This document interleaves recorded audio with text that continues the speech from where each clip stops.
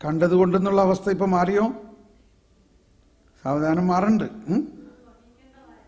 അത് വഹിക്കണമെന്ന് ഓർത്തത് കൊണ്ട് ഇതല്ലേ, അത് മുന്നിൽ കാണുകയാണ്. ഓക്കെ, ഇനി ആർക്കെങ്കിലും പറയാം? മനുഷ്യരുടെ പാപത്തിന്റെ കാഠിന്യം എത്രയാണെന്ന് കർത്താവ് കാണുന്നു. ഓക്കെ, ഇനി അടുത്ത് ഇനി പറയും. ഇതൊക്കെ ദുഃഖവെള്ളിയാഴ്ചയുടെ വിഷയമാണ്, നമ്മൾ ചിന്തിക്കേണ്ട കാര്യമാണ്. അതുകൊണ്ട് നമ്മൾ ഔട്ട് ഓഫ് ഫോക്കസ് അല്ല, നമ്മൾ നമ്മുടെ തീമിൽ തന്നെയാണ് നിൽക്കുന്നത്.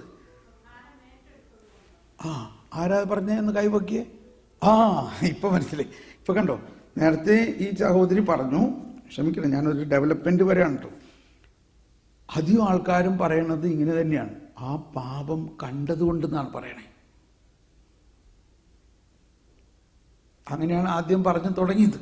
പക്ഷേ കുറച്ച് കഴിഞ്ഞപ്പോഴേക്കും ഇതിനാണ് പറയണത് വെളിവ് എന്ന് പറയണത്. വെളിവ് എന്ന് പറഞ്ഞാൽ നമ്മുടെ മാനുഷിക ബുദ്ധി വിട്ട് ദൈവികമായ ഒരു വെളിപാടിലൂടെ ഇത് മനസ്സിലാവുള്ളൂ. എന്താണ് അവിടെ സംഭവിച്ചത്? ഇന്നത്തെ വായനയാണത്. ഇന്ന് യെശയ്യാ 53-ാം അധ്യായം വായിക്കുമ്പോൾ അതിനകത്ത് 6-ാമത്തെ വചനത്തിൽ പറയുന്നത്, നമ്മുടെ അകൃത്യങ്ങൾ ദൈവം അവന്റെ മേൽ ചുമത്തി. അതായത് മനുഷ്യവംശത്തിന്റെ പാപം മുഴുവനും യേശുവിന്റെ മേൽ പിതാവ് ചുമത്തി. അത് യേശു ഏറ്റെടുത്തിരിക്കുന്നു. ആ മനുഷ്യകുലത്തിന്റെ പാപം മുഴുവനും, പാപം ചെയ്യാത്ത, പാപം എന്തെന്ന് അറിയാത്ത നിഷ്കളങ്കനായ ഈ യേശുവിന്റെ ഉള്ളിലേക്ക് വന്നപ്പോ, അതാണ് പൗലോസ്ലീഹയുടെ ഭാഷയിൽ പാപം അറിയാത്തവൻ പാപമായി. ആ അവസ്ഥ, അത് ഏറ്റെടുത്ത അവസ്ഥയിൽ, അത് യേശുവിനെ ഏറ്റെടുക്കുമ്പോൾ ഉണ്ടാകുന്ന ആ ഭയാനകമായ വേദനയാണത്. ഏറ്റെടുത്തു അവിടെ. ഇതാണ് നമ്മൾ അവിടെ വിശ്വസിക്കേണ്ടത്. പാപം കണ്ടതുകൊണ്ടെന്ന് പറഞ്ഞാൽ പോയി. എന്താണ് അവിടെ സംഭവിച്ചത്? പാപം യേശു അവിടെ ഏറ്റെടുത്തോ? ഒന്ന് വിശ്വസിച്ചത്. ഇതാണ് ഹൃദയത്തിൽ വിശ്വസിച്ചുകൊണ്ട് അധരം കൊണ്ട് ഏറ്റുപറയുക എന്ന് പറഞ്ഞതിന്റെ അർത്ഥം. അവിടെ ഏറ്റെടുത്തു. അതാണ് ആ ഗെത്സമനിയിൽ രക്തം വേർത്തിട്ട് രക്തത്തുള്ളികൾ അവിടെ വീണു. ആ പാപം, മനുഷ്യവംശത്തിന്റെ പാപം എന്നൊക്കെ നമ്മൾ പറയുമ്പോൾ പെട്ടെന്ന് ഞാൻ വേറൊരു ഡയറക്ഷനിലേക്ക് പോവുകയാണ്, അല്ലെങ്കിൽ അത് മിസ്സാവും. നമ്മളെപ്പോഴും പറയാറുള്ളൊരു പ്രാർത്ഥനയാണ് കൊന്ത ചെല്ലുമ്പോഴും കുർബാന, ലോകത്തിന്റെ ഭൂലോക പാപം നീക്കുന്ന ദൈവത്തിന്റെ ചെമ്പരിയാട്ടിൻ കുട്ടിയായ ഈശോ തമ്പുരാൻ. എന്താണ് ഈ ഭൂലോക പാപം? ഈ ഭൂലോക പാപം എന്ന് പറയുന്നത് നമ്മളെ ഇന്ന് ചെയ്യുന്ന പാപമല്ല. അതിന്റെ ഒരു കോൺസിക്വൻസ് മാത്രമാണ് ഇന്ന് ചെയ്യുന്നത്. ഉത്ഭവപാപമാണത്. എന്തുകൊണ്ട് മനുഷ്യകുലം പാപം ചെയ്യുന്നു? ഉത്ഭവപാപം മൂലമാണ്. എന്താണ് ഉത്ഭവപാപം? ആദവും ഹവ്വയും ചെയ്ത ആ ഒറ്റ പാപം. അതുകൊണ്ടാണ് ഭൂലോക പാപങ്ങൾ എന്നല്ല നമ്മൾ പറയുന്നത്. യോഹന്നാന്റെ സുവിശേഷത്തിൽ 1-ാം അധ്യായത്തിൽ 29, 35 വചനത്തിലെല്ലാം പറയുന്നത്, ഇതാ ലോകത്തിന്റെ പാപം നീക്കുന്ന ദൈവത്തിന്റെ കുഞ്ഞാട്. എന്താണ് പറയുന്നത്? ഒരു സിംഗുലർ ആയിട്ടാണ് പറയുന്നത്. എന്ന് പറഞ്ഞാൽ എല്ലാവരും ലോകത്തിന്റെ പാപം നീക്കുന്ന ദൈവത്തിന്റെ കുഞ്ഞാട്. പാപങ്ങൾ എന്നല്ല അവിടെ പറയണേ. അപ്പൊ ഈ ലോകത്തിലുള്ള പാപങ്ങൾ ഉണ്ടായത് എന്തിൽ നിന്നാണ്? ഒരു സിംഗിൾ പാപത്തിൽ നിന്നാണ്. ഏതാണ് ആ സിംഗിൾ പാപം? ആദവും ഒറിജിനൽ സിൻ. അതിന്റെ കോൺസിക്വൻസുകളാണ് ഇന്ന് നടക്കുന്നത്. അപ്പോൾ അത് ക്രിസ്ത്യാനി ആയാലും ബുദ്ധിസ്റ്റ് ആയാലും ഹിന്ദു ആയാലും മുസ്ലിം ആയാലും IS-കാരായാലും ആര് തന്നെ ആയാലും അവർ ചെയ്യുന്ന പാപങ്ങളെല്ലാം തന്നെ എവിടെ നിന്നുണ്ടായതാണ്? ഒന്ന് പറഞ്ഞേ. ആദ്യ പാപത്തിൽ നിന്നുണ്ടായതാണ്. ഈശോ പരിഹാര ബലി അർപ്പിക്കുന്നത് ആ ആദ്യ പാപത്തിന് പരിഹാര ബലി അർപ്പിക്കുകയാണ്. ആദ്യ ആദം ചെയ്ത പാപത്തിന് രണ്ടാമത്തെ ആദം പരിഹാര ബലി അർപ്പിക്കുകയാണ്. ഇതെല്ലാം അതാണ് വേറൊരു വാക്ക് മനസ്സിലാക്കേണ്ടത്. വേറൊരു വാക്കിതാണ് സുവിശേഷത്തിലെല്ലാം കാണുന്നത്. ലോകസ്ഥാപനത്തിന് മുൻപ് തന്നെ ക്രിസ്തുവിൽ നിങ്ങളെ തിരഞ്ഞെടുത്തപ്പെട്ടവൻ. കണ്ടോ? അപ്പൊ ലോകസ്ഥാപനത്തിന് മുമ്പ് തന്നെ ഇങ്ങനെ ഒരു പരിഹാര ബലിയെക്കുറിച്ച് ദൈവം പദ്ധതി ചെയ്തിട്ടുള്ളതാണ്. എന്തുകൊണ്ട്?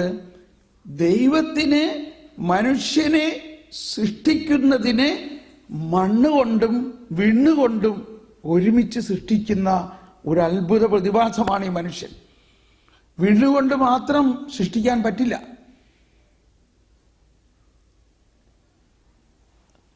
മണ്ണും വിണ്ണും, അതായത് ഒരു മെറ്റീരിയൽ ആൻഡ് സ്പിരിച്വൽ കമ്പോണൻസ് ആണ്.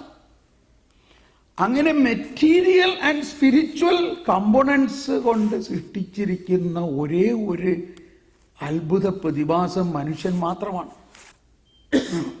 അപ്പോൾ ഈ മെറ്റീരിയൽ കമ്പോണൻ്റായ മണ്ണിൻ്റെ സ്വഭാവം വിണ്ണിൻ്റെ കമ്പോണൻസിൽ നിന്നും വ്യത്യസ്തമായിരിക്കുമല്ലോ. ആയിരിക്കും. എങ്കിലും എന്തുകൊണ്ട് മണ്ണിൽ നിന്നും മനുഷ്യനെ സൃഷ്ടിച്ചു എന്നുള്ളത് വലിയൊരു സ്കൂൾ ഓഫ് തിങ്കിങ് ആണ്. പെട്ടെന്ന് ഞാനൊന്ന് പറയാമെങ്കിൽ, ഈ മണ്ണിൽ നിന്നും മനുഷ്യനെ സൃഷ്ടിക്കുമ്പോൾ തന്നെ ദൈവത്തിന് അറിയാമായിരുന്നു ഈ മണ്ണിന്റെ ബലഹീനതകൾ അവനിൽ നിലനിൽക്കും. അതുകൊണ്ട് അവന് ചായ്വ് മണ്ണിലേക്ക് തന്നെ ആയിരിക്കും. എങ്കിലും ഈ മണ്ണിന്റെ ചായ്വുള്ള മനുഷ്യനെ അവൻ ആ ചായ്വിലൂടെ പാപത്തിൽ വീണാലും അവന് രക്ഷിക്കുന്നതിന് മറ്റൊരാദത്തെ ഞാൻ കൊണ്ടുവരും. മണ്ണിന്റെ ചായ്വില്ലാത്ത, മണ്ണിൽ നിന്നല്ലാത്ത, എന്നാൽ പൂർണ്ണ മനുഷ്യനായ ഒരുവൻ വിണ്ണിൽ നിന്ന് സമാഗതമാണ്. അതാണ് രണ്ടാമത്തെ ആദം. ആ രണ്ടാമത്തെ ആദത്തിന്റെ മനുഷ്യാവതാരത്തിലൂടെയും അവൻ ഈ ആദ്യത്തെ ആദത്തിന്റെ പാപത്തിന് പരിഹാര ബലി അർപ്പിച്ചു കഴിയുമ്പോൾ അവന്റെ മണ്ണിന്റെ ചായ്വ് മാറി അവനൊരു പുതിയ സൃഷ്ടിയായി മാറും. ആ പുതിയ സൃഷ്ടിയായ മനുഷ്യനാണ് ക്രിസ്ത്യാനി. ആ പുതിയ സൃഷ്ടിയായ മനുഷ്യൻ കർത്താവ് ഈശോ മിശിഹായെ പോലെ തന്നെയാണ്. അവൻ ദൈവ മക്കളാണവർ. യേശുവിനുള്ള എല്ലാ അവകാശവും അവർക്കുണ്ടാകും. അങ്ങനെയുള്ള ആ മനുഷ്യൻ ഈ രണ്ടാം ആദത്തിന്റെ ശരീരവും രക്തവും ഭക്ഷിക്കുകയും പാനം ചെയ്യുകയും, ഈ രണ്ടാം ആദം എങ്ങനെ ഉണ്ടായി? വചനവും പരിശുദ്ധാത്മാവും ചേർന്നുണ്ടായ, മനുഷ്യാവതാരം ചെയ്ത ആ രണ്ടാം ആദത്തിന്റെ അന്തസത്ത മുഴുവനും വചനവും പരിശുദ്ധാത്മാവുമായിട്ട് അവന്റെ ഉള്ളിൽ ഞാൻ നിക്ഷേപിക്കും. അങ്ങനെ അവൻ ബയോളജിക്കലായിട്ട് മനുഷ്യനാണെങ്കിലും അവനെ ഒരു സ്പിരിച്വലായിട്ടുള്ള ഒരു പുതിയ സൃഷ്ടിയാക്കി ഞാൻ മാറ്റും. ഇനിയും അവൻ മരിക്കുമ്പോൾ അവന്റെ ഈ ശരീരം മണ്ണായി മാറുന്ന ശരീരത്തെ അന്ത്യദിനത്തിൽ ഈ മോർട്ടൽ ശരീരത്തെ, ഈ മർത്യ ശരീരത്തെ, മണ്ണായി മാറിയ ഈ ശരീരത്തെ ഈ യേശുവിന്റെ ഉത്ഥാനത്തിന്റെ ശക്തിയിലൂടെ മർത്യതയിൽ നിന്നും അമർത്യത ഞാൻ ഉണ്ടാക്കി, അമർത്യമായ ശരീരവും അമർത്യമായ ആത്മാവിനോടും ഒന്നാകുന്ന ഒരു ദൈവം തന്നെ, ദൈവത്തെ പോലെ, ദൈവത്തെ മുഖാമുഖം ദർശിക്കുന്ന ഒരുവനാക്കി ഞാൻ മാറ്റും. എന്നിട്ട് അന്ത്യദിനത്തിലുള്ള ആ വിധിയുടെ സമയത്ത് പറയുകയാണ്, എൻ്റെ പിതാവിനാൽ അനുഗ്രഹിക്കപ്പെട്ടവരെ, ലോകസ്ഥാപനത്തിന് മുമ്പ് തന്നെ നിനക്ക് വേണ്ടി ഒരുക്കിയിരിക്കുന്ന ഈ രാജ്യം നീ സ്വന്തമാക്കുവിൻ, വരുവിൻ. കംപ്ലീറ്റ് ഒരു ആകത്തുക, ഒരു ഓവർലുക്ക് കിട്ടിയില്ലേ? കിട്ടിയോ ഇല്ലയോ? അപ്പോൾ ഇതാണ് ദൈവത്തിൻ്റെ ഒരു ടോട്ടൽ പ്ലാൻ. ആ ടോട്ടൽ പ്ലാൻ അതിൻ്റെ ഉള്ളിൽ നമ്മൾ ഒരു ഘട്ടത്തിൽ ഇപ്പം എത്തിയിട്ടേ ഉള്ളൂ. ഈശോ പീഠാനുഭവത്തിന് മുമ്പ് പറഞ്ഞു, ഞാൻ പോയി നിങ്ങൾക്ക് വേണ്ടി ഒരു സ്ഥലമൊരുക്കി, ഞാനായിരിക്കുന്നിടത്ത് നിങ്ങളുമായിരിക്കാൻ വേണ്ടി ഞാൻ വീണ്ടും വന്ന് നിങ്ങളെയും കൂട്ടിക്കൊണ്ട് പോകും. അപ്പോൾ ഈ പീഠാനുഭവത്തെക്കുറിച്ച് ഈശോ പറയുന്നത് എന്താ? ഞാൻ പോകണം. ഞാൻ പോവുക എന്ന് പറഞ്ഞാൽ ഞാൻ പീഡ സഹിച്ച് മരിക്കണം എന്നാണ് അതിൻ്റെ അർത്ഥം. അതിലൂടെ എന്ത് സംഭവിക്കും? നിങ്ങൾക്ക് വേണ്ടി ഞാനൊരു സ്ഥലമൊരുക്കും. ഞാൻ പോയി സ്ഥലമൊരുക്കി വീണ്ടും ഞാൻ പന്തക്കുസ്തായിലൂടെ അല്ലെങ്കിൽ ഉയർത്തെഴുന്നേൽപ്പിലൂടെയും പന്തക്കുസ്തായിലൂടെയും തിരിച്ചു വന്ന് നിങ്ങളുടെ അടുത്തേക്ക് വരും. എന്നിട്ട് നിങ്ങളെയും കൂട്ടിക്കൊണ്ട് ഞാൻ പോകും. എന്തിനാ? ഞാനായിരിക്കുന്നിടത്തേക്ക്. ഞാൻ എവിടെ ആയിരിക്കുന്നത്? ഞാൻ പിതാവിൻ്റെയും പരിശുദ്ധാത്മാവും പരിശുദ്ധ ത്രിത്വത്തിൻ്റെ ആ സ്ഥലത്തേക്ക് നിങ്ങളെയും കൂട്ടിക്കൊണ്ടു പോകും.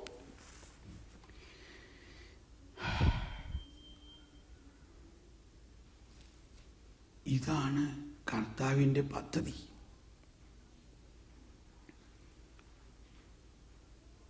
ഇങ്ങനെയുള്ള അപ്പോൾ ഒരു മദ്യപാനിയും പാപിയുമായ ഒരു വ്യക്തിയെ കാണുമ്പോൾ ഇത്രയും നമുക്ക് അവനിൽ കാണാൻ പറ്റുമോ?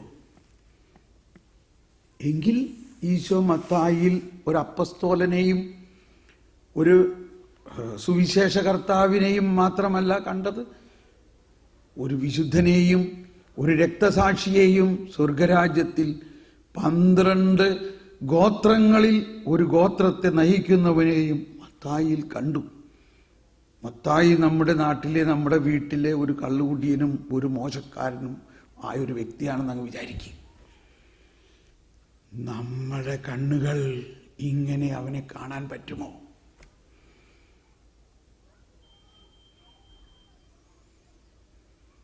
അപ്പോൾ അങ്ങനെ നമ്മൾ വിശ്വസിക്കുമ്പോൾ നമ്മൾ എന്ത് പറയും അവനോട്?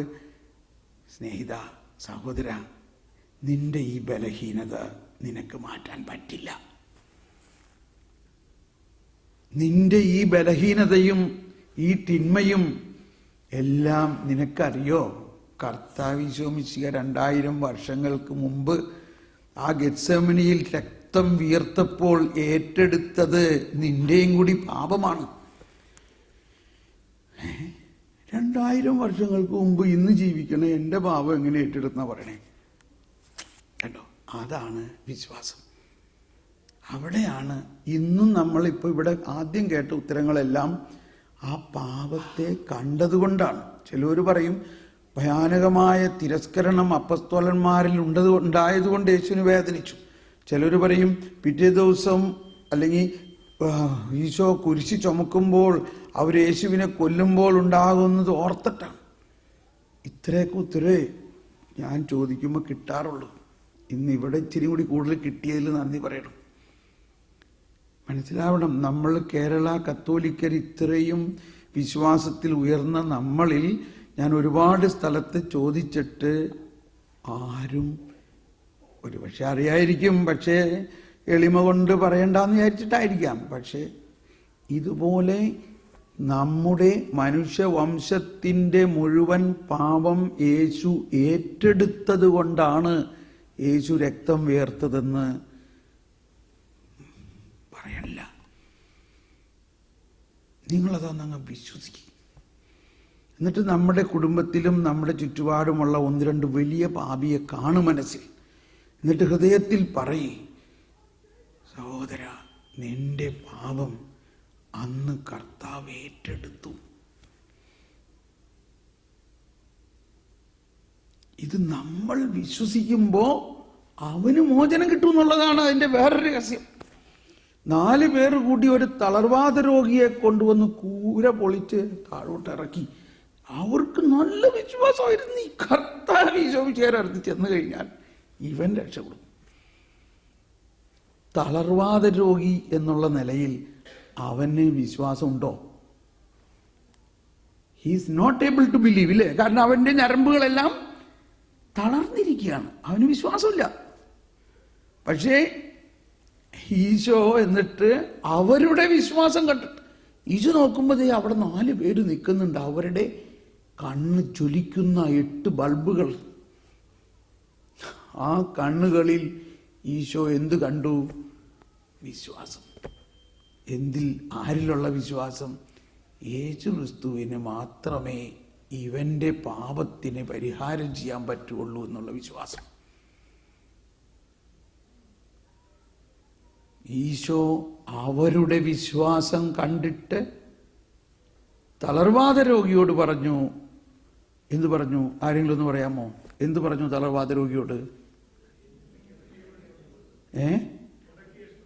കിടക്കിയെടുത്ത് നീങ്ങുക.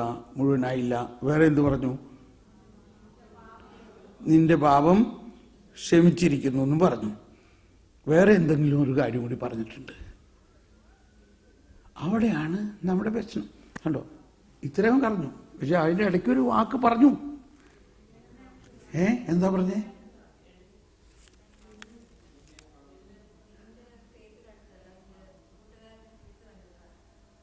അത് കർത്താവ് പറഞ്ഞതല്ലോ. അവിടെ പറഞ്ഞിരിക്കുകയാണ്, ഗ്രന്ഥകർത്താവ് പറഞ്ഞിരിക്കുകയാണ്, ആ 4 പേരുടെ വിശ്വാസം കണ്ടിട്ട് കർത്താവ് പറഞ്ഞു. കർത്താവ് എന്തു പറഞ്ഞു എന്നതിൽ ഏറ്റവും പ്രധാനപ്പെട്ട ഒരു വാക്ക് ഇതുവരെ ഇപ്പോൾ നമ്മളാരും പറയുന്നില്ല.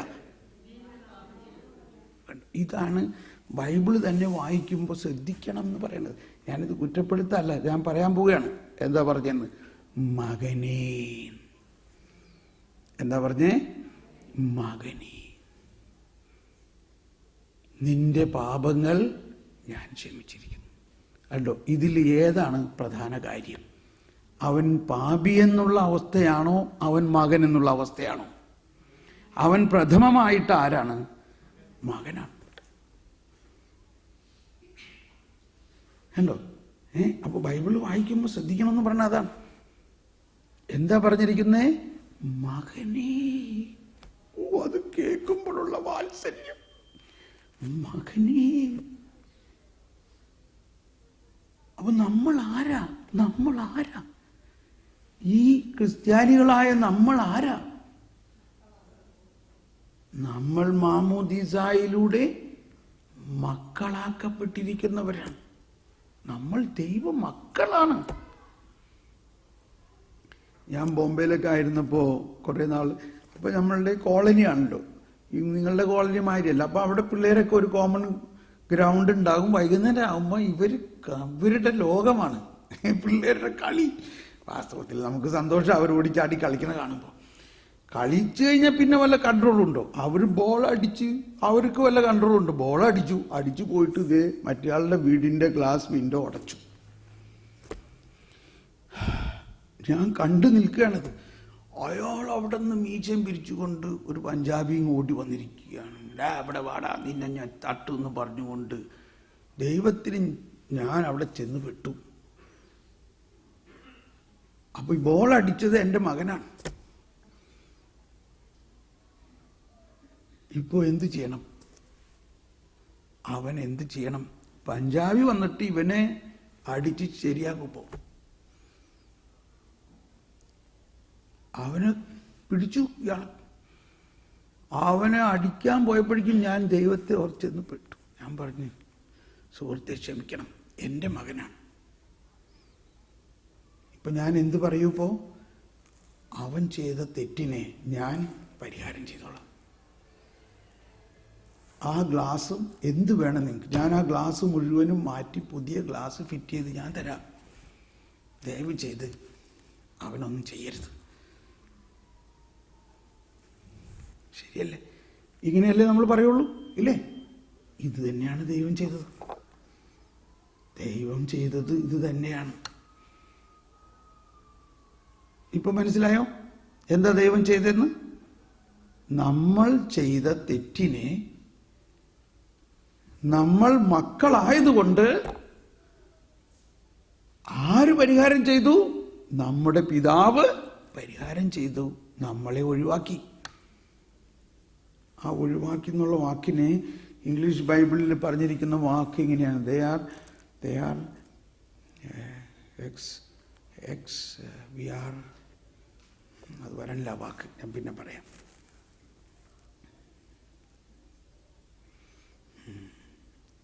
ഓക്കെ, ഇനി വേറൊരു ഉദാഹരണം കൂടി പറയാം. നമ്മുടെ വീട്ടിലൊരു വേലക്കാരനുണ്ട്. അവൻ $1000 കട്ടെടുത്തു. അവൻ എന്തു ചെയ്യും? അവന് പറഞ്ഞു വിടും. അവനോട് പറഞ്ഞു, നീ ചെയ്തത് വലിയ തെറ്റാണ്, അതുകൊണ്ട് ഇനി നിന്നെ വിശ്വസിച്ച് നിർത്താൻ പറ്റില്ല, അതുകൊണ്ട് നിന്നെ പറഞ്ഞു വിടുകയാണ്. ശരി, എന്നാ എൻ്റെ ഇതുവരെയുള്ള ശമ്പളം തന്നേരി, ഞാൻ പോയിക്കോളാം എന്ന് പറഞ്ഞാൽ അവൻ പോയി. 2 ദിവസം കഴിഞ്ഞപ്പോൾ നമ്മുടെ സീമന്തപുത്രൻ $1000 കട്ടെടുത്തു. നമ്മുടെ മകൻ $1000 കട്ടെടുത്തു. അവനെ പറഞ്ഞു വിടാൻ പറ്റുമോ? പറയും. ഇതാണ് നമ്മളെ കുറിച്ചുള്ള ദൈവത്തിൻ്റെ കാര്യം. അവനെ പറഞ്ഞു വിടാൻ പറ്റുമോ? എന്തുകൊണ്ട് പറ്റില്ല? മക്കളാണ്. പിന്നെ എന്തു ചെയ്യും? അവനെ വിളിച്ചിട്ട് പറയും, എടാ മോനെ, നിനക്കറിയോടാ ഞാൻ എന്തോരം നൈറ്റ് ഷിഫ്റ്റൊക്കെ ചെയ്തിട്ട് ഈ കാശൊക്കെ ഉണ്ടാക്കണത് നിനക്ക് വേണ്ടിയല്ലേ? നിന്റെ മമ്മിയും പപ്പയും ഇത്രയും കഷ്ടപ്പെട്ട് കാശുണ്ടാക്കണതൊക്കെ ആർക്ക് വേണ്ടിയാ? നിനക്ക് വേണ്ടിയാ. നിനക്കറിയോ, ഇവിടെ ഉള്ളതും നാട്ടിലുള്ള സ്വത്തും ഒക്കെ നിനക്ക് വേണ്ടിയാണ്.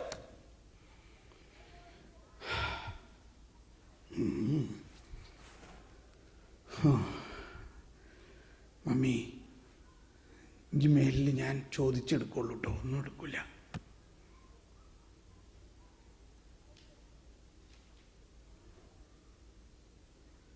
അപ്പോൾ നമ്മളുടെ പ്രധാന വിഷയം നമ്മൾ ആരാണെന്ന് തിരിച്ചറിയാന്നുള്ളതാണ്.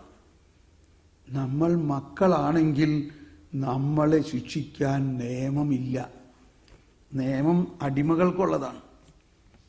ഇപ്പം നമ്മൾ വീട്ടിൽ ഇതേമാതിരി ഒരു വേലക്കാരുണ്ടെങ്കിൽ അവനോട് പറയും, ഇതേ നാളെ രാവിലെ നീ ആ തെങ്ങിൻ്റെയൊക്കെ കട കളയ്ക്കണം, ഇത്ര തെങ്ങിൻ്റെ കട കളച്ചില്ലെങ്കിൽ നിനക്ക് ശമ്പളം തരില്ല. ആ ശരി, അത് വേണ്ട, ഞാൻ ചെയ്തോളാം.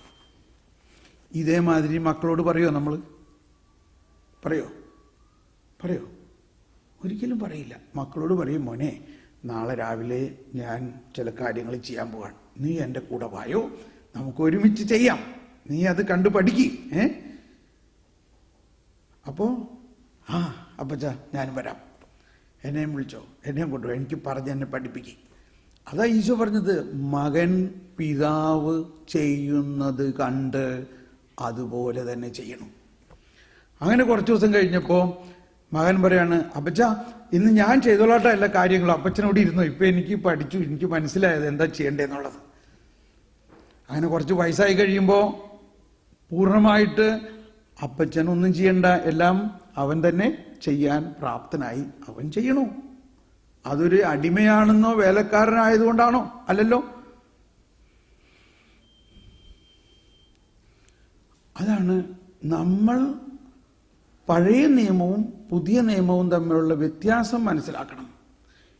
പഴയ നിയമം വരാനിരിക്കുന്ന പുതിയ നിയമത്തിൻ്റെ ഒരു പ്രിപ്പറേഷൻ മാത്രമായിരുന്നു. എന്നാൽ പുതിയ നിയമം അതിൻ്റെ പൂർണ്ണതയാണ്. ആ പുതിയ നിയമത്തിൽ പുതിയ ഉടമ്പടിയാണ് ഈ ദുഃഖവെള്ളിയാഴ്ചയുടെ അല്ലെങ്കിൽ പെസഹ വ്യാഴാഴ്ച മുതലുള്ള വിഷയം. ആ പെസഹ വ്യാഴാഴ്ച പറയുകയാണ്, ഇതെൻ്റെ ശരീരമാകുന്നു, ഇതെൻ്റെ രക്തമാകുന്നു. ഇനി 2 വാക്കുകൾ നമ്മൾ അതിൽ ശരിക്കും മനസ്സിലാക്കണം. നമ്മളെല്ലാ ദിവസവും ബലിയർപ്പണത്തിൽ പറയുന്നതാണെങ്കിലും എനിക്കറിയില്ല അതെന്തുകൊണ്ട് നമ്മളുടെ ഉള്ളിൽ അതങ്ങ് പ്രവേശിക്കുന്നില്ല. എന്താ പറയുന്നത്? ഇത് നിങ്ങളുടെ പാപമോചനത്തിനുള്ള എൻ്റെ ശരീരമാകുന്നു. ഒന്നെല്ലാവരും ഒന്ന് പറഞ്ഞ്, ഇത് നിങ്ങളുടെ പാപമോചനത്തിന് വേണ്ടിയുള്ള എൻ്റെ ശരീരമാകുന്നു. ഇത് നിങ്ങളുടെ പാപമോചനത്തിന് വേണ്ടിയുള്ള, എല്ലാവരും പറഞ്ഞ്, ഇത് നിങ്ങളുടെ പാപമോചനത്തിന് വേണ്ടിയുള്ള പുതിയ ഉടമ്പടിയിലെ എൻ്റെ രക്തമാകുന്നു. നിങ്ങളിത് വിശ്വസിക്കുന്നുവോ? ഇത് ഞാനിങ്ങനെയൊക്കെ പറയണത് നിങ്ങൾക്ക് വിശ്വാസമില്ലാത്തതുകൊണ്ടൊന്നുമില്ല, ഞാൻ അതിൻ്റെ ആ അനുഭവത്തിലേക്ക് നിങ്ങളെ കൊണ്ടുവരികയാണ്. വലിയ അനുഭവം അത് അനുഭവമാകുന്നത് ഈ ബോധ്യത്തോടെ ആ ശരീരവും രക്തവും സ്വീകരിക്കുക മാത്രമല്ല, ഈ പീഠാനുഭവം നമുക്കത് സൗജന്യമായിട്ടാണ് നൽകിയിരിക്കുന്നത്. പക്ഷേ അത് ഒരു ഫ്രീ ഓഫ് കോസ്റ്റ് ഉണ്ടായതല്ല. It was given free of cost, but it was gained with a cost. അത് നമുക്ക് തരുന്നത് ഫ്രീ ആയിട്ടാണെങ്കിലും അത് കർത്താവ് അത് സമ്പാദിച്ചത് ഏറ്റവും വലിയ ഒരു വില കൊടുത്തിട്ടാണ്. ആ വില നമ്മൾക്ക് തോന്നണം.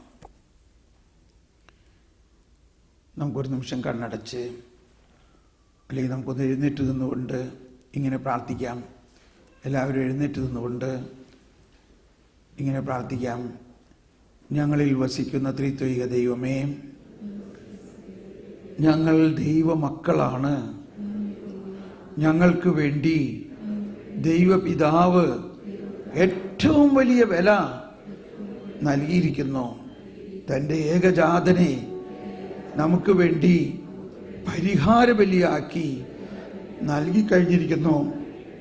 ഞങ്ങളത് വിശ്വസിക്കുന്നു. നമുക്കിരിക്കാം. എന്തെങ്കിലും ചോദ്യങ്ങൾ ചോദിക്കാനുണ്ടെങ്കിൽ ഒന്ന് ചോദിക്കാം. ഇപ്പോൾ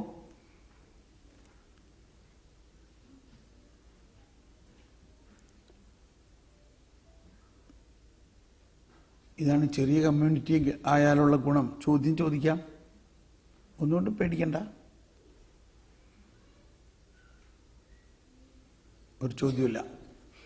ഓക്കെ, അപ്പോൾ ഇതുവരെ പറഞ്ഞത് ശരിക്കും മനസ്സിലായി അല്ലേ? ഇനി ഞാൻ അതിനെ കുറച്ചുകൂടി ഒരു നാടകീയമായി ഒന്ന് അവതരിപ്പിക്കാൻ പോവുകയാണ്. എന്താണ് ദുഃഖവെള്ളിയാഴ്ച നടന്ന ഒരു സംഭവം? ഒരാൾ ജയിലിലുണ്ടായിരുന്നു. അയാൾ ആ ദിവസം കുരിശിൽ വധിക്കപ്പെടാൻ വേണ്ടി നിയമപ്രകാരം ശിക്ഷിക്കപ്പെട്ടിട്ടുള്ള ഒരാളായിരുന്നു. അയാൾ ശിക്ഷിക്കപ്പെട്ടത് അതുപോലെ വലിയ ഭീകരകൃത്യങ്ങളും കൊലപാതകങ്ങളും എല്ലാം ചെയ്ത ഒരു വ്യക്തി. അയാളെ ശിക്ഷ നടപ്പാക്കാൻ വേണ്ടി കോടതി തീരുമാനിച്ചതാണ്. അയാളെ കുരിശിൽ തറച്ച് കൊല്ലാൻ തീരുമാനിച്ചതാണ്. ഇയാൾ അവിടെ ഇരുന്നു കൊണ്ട് നിമിഷങ്ങൾ എണ്ണിക്കൊണ്ടിരിക്കുകയാണ്. ഇതാ ഏത് നിമിഷവും ആരാചാരന്മാർ വന്ന് ഇയാളെ പിടിച്ചു കൊണ്ടുപോയി കുരിശിൽ തറച്ചു കൊല്ലും. അങ്ങനെ ഇരിക്കുമ്പോൾ പെട്ടെന്ന് ആ ജയിലിൻ്റെ സൂപ്രണ്ടന്റ് അകത്തേക്ക് കടന്നു വരികയാണ്. ഇയാളാകെ അന്താളിച്ചു. എന്താ സംഭവിക്കാൻ പോകുന്നത്? ജയിൽ സൂപ്രണ്ടന്റ് പറയുകയാണ്, നിങ്ങളെ എല്ലാ ശിക്ഷയും റദ്ദാക്കി നിങ്ങളെ വെറുതെ വിട്ടിരിക്കുന്നു. ഇയാൾക്കിത് വിശ്വസിക്കാൻ പറ്റുന്നില്ല. എന്താ നിങ്ങൾ ഈ പറയണേ? ഈ അവസാന നിമിഷത്തിൽ എന്നെ കളിയാക്കുകയാണ്.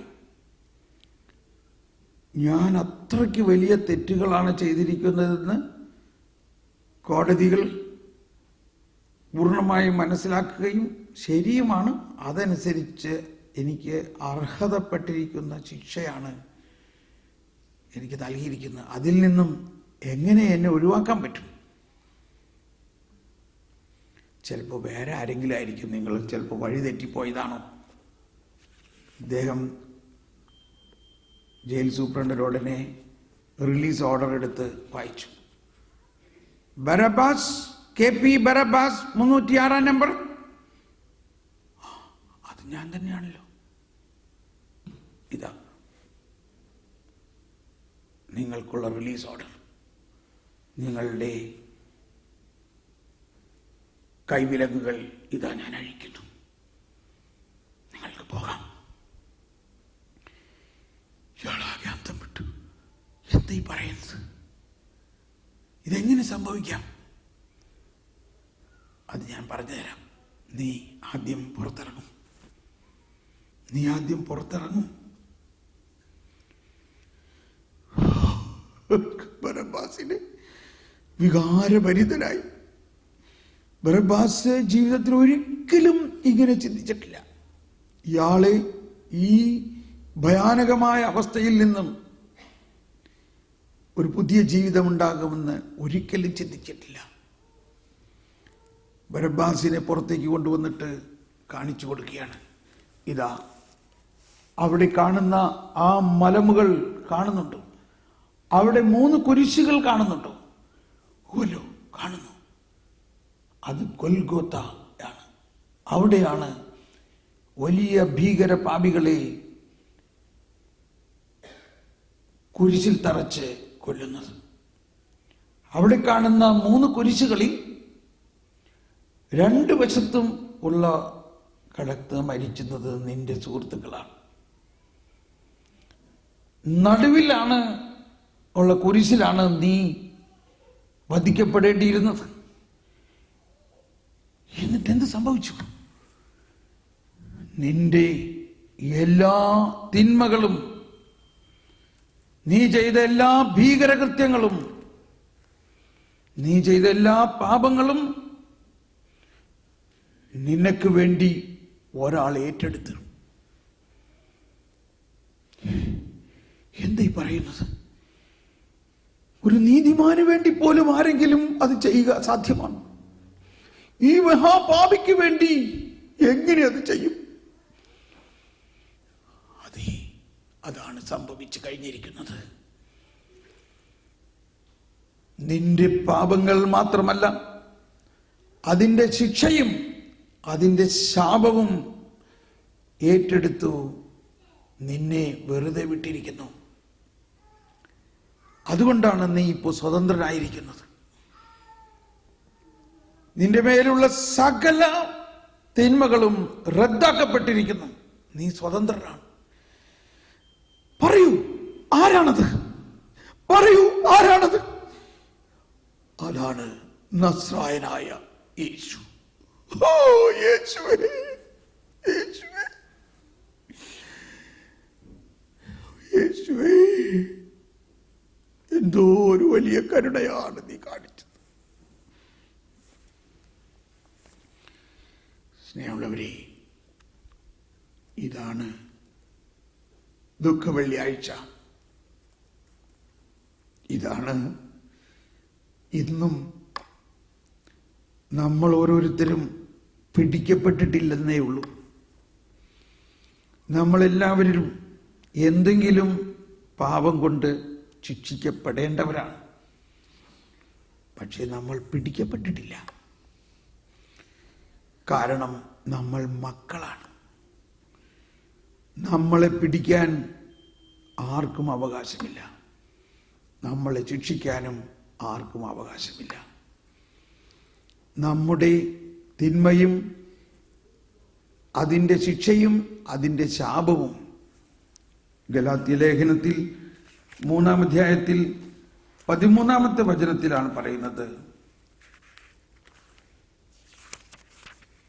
യേശുക്രിസ്തു എന്താണ് ഏറ്റെടുത്തത്?